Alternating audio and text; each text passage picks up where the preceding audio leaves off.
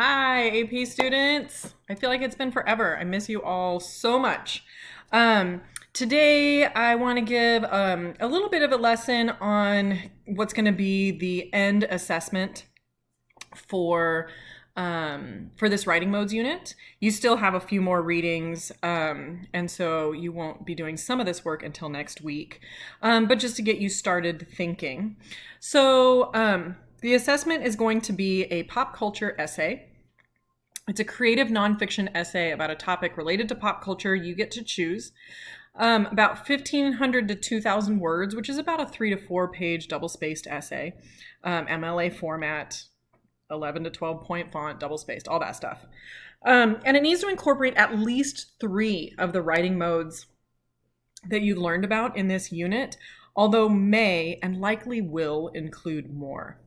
And I'll show you an example as well. The essay includes a philosophical reflection and or makes an implicit or explicit argument about the topic. So it's not like a report where you're just talking about something from pop culture.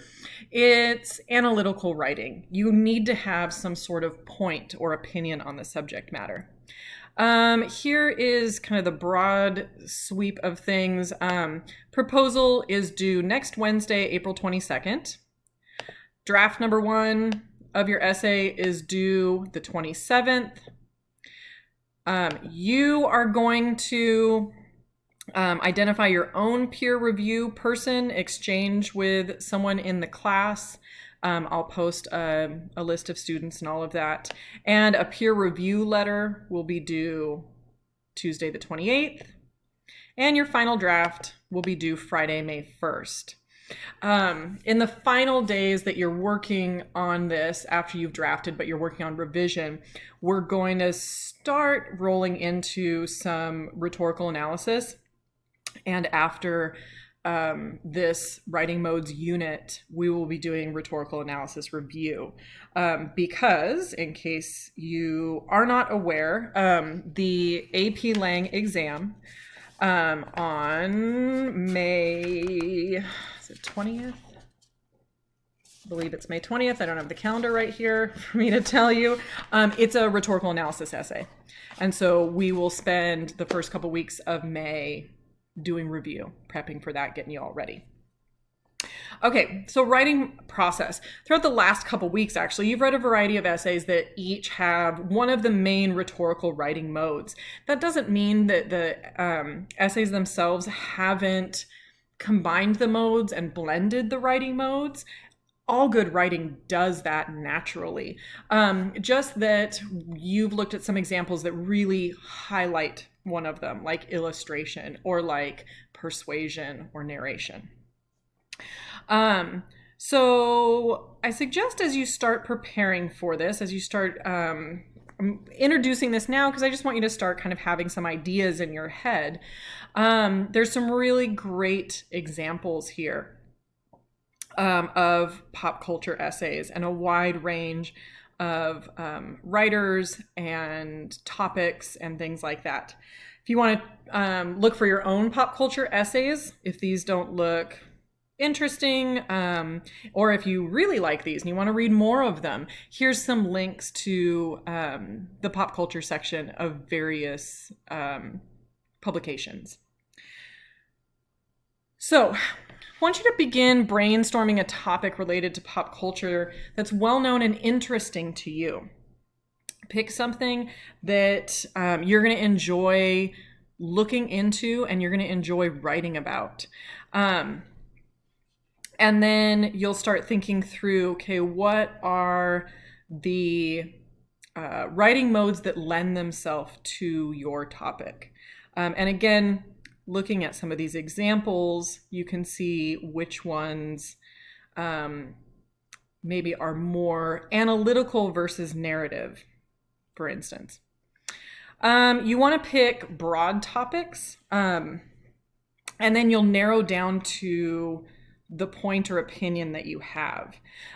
So shopping, big broad topic, but maybe you narrow it down to online shopping or the influence of free shipping on where people are willing to shop, or the influence of 2-day shipping on where people are willing to shop. Now that may have an undercurrent of Amazon kind of introduce that to the world, but who's followed suit? What does that look like now?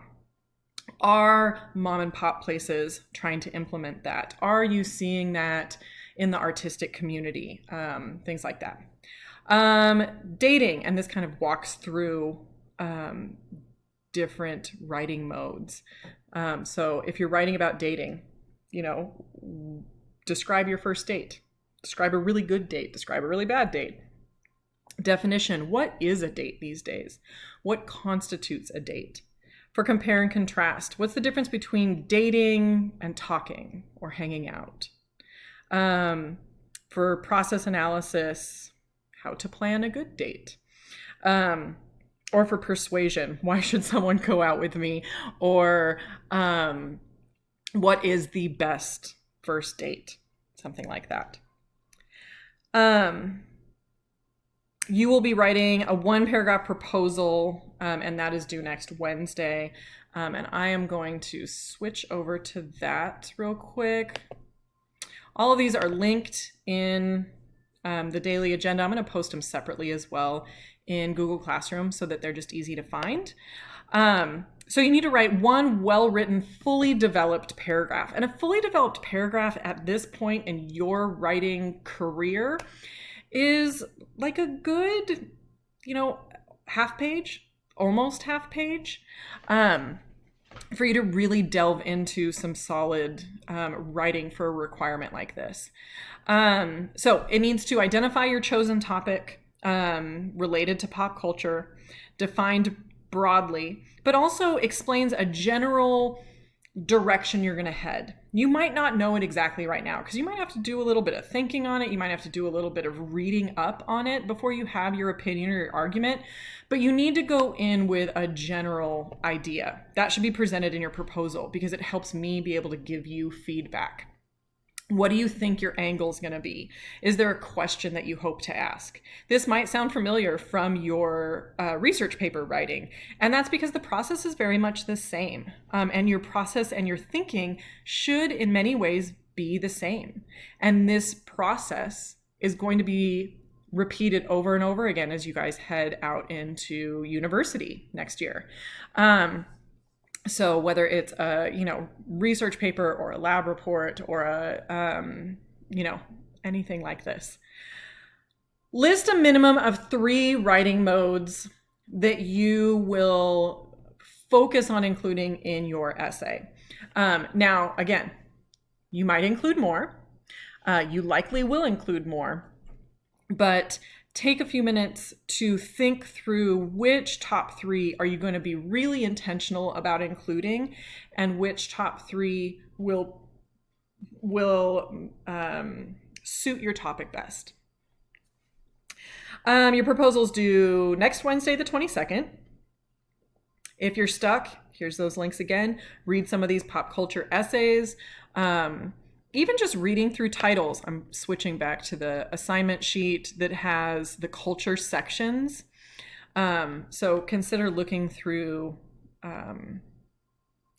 some of those as well if you're having a hard time coming up with an idea. Okay, I want to show you one example. So we're going to look real quick at The Age of Instagram Face by Jaya Tolentino. So this appeared in the New Yorker. I'm just going to go over the first paragraph and show you just a little bit about what this looks like. And this is a great article if you want to read more. This past summer, I booked a plane ticket to Los Angeles with the hope of investigating what seemed likely to be one of the oddest legacies of our rapidly expiring decade, the gradual emergence among professionally beautiful women of a single cyborgian face. It's a young face, of course, with poreless skin and plump, high cheekbones. It has cat-like eyes and long, cartoonish lashes. It has a small, neat nose and full, lush lips. It looks at you coyly but blankly, as if its owner has taken half a Klonopin and is considering asking you for a private jet ride to Coachella. The face is distinctively white, but ambiguously ethnic. It suggests a National Geographic composite illustration, or illustrating what Americans will look like in 2050. If every American of the future were to be a direct descendant of Kim Kardashian West, Bella Hadid, Emily Ratajkowski, and Kendall Jenner, who looks exactly like Emily Ratajkowski, it's like a sexy baby tiger. Kara Craig, a high-end New York colorist, observed to me recently. The celebrity makeup artist Colby Smith told me, it's Instagram face, duh. It's like an unrealistic sculpture, volume on volume. The face that looks like it's made out of clay. Okay, so this is just one paragraph of this pop culture essay. You can infer some of the argument here that through use of, describing it as a cyborgian face, this writer is clearly not presenting this as something good. This essay is lining itself up to critique this cyborgian face, this look of somebody who has been drugged to the point that they almost look like vapid. They look like there's really nothing going on behind the eyes. So we're heading into a critique of the Instagram face. It opens with narration. This past summer, I booked a plane ticket to Los Angeles. So that personal experience. It goes on to define what the Instagram face is, what it looks like. So it includes narrative, goes into definition. And then it goes further with its definition into like illustration, and it includes, examples, exemplification, that's what I'm looking for, of what this thing is that she is about to write about. So if you want to continue reading that, I definitely encourage, there's also audio of it if you would like to read along. So that is the broad overview of the pop culture essay that you will be writing. Please let me know if you have questions. We will continue. I think we have 4 more essays that you're going to be reading over the next 4 days. Thursday, Friday, Monday, Tuesday. And then your proposal is due next Wednesday. So hopefully get kind of those wheels turning a little bit. What is going on in pop culture right now that seems of interest to you, that you would like to explore a little bit more, that you have an opinion on, any of those things? Okay, I hope you are all staying well and getting outside. The weather's getting nice, but not getting outside altogether because we still have to stay apart. And I miss you all so much. And I hope you're doing great. And I look forward to seeing what you're going to write about. These are going to be fun to read. Okay, take care. Bye.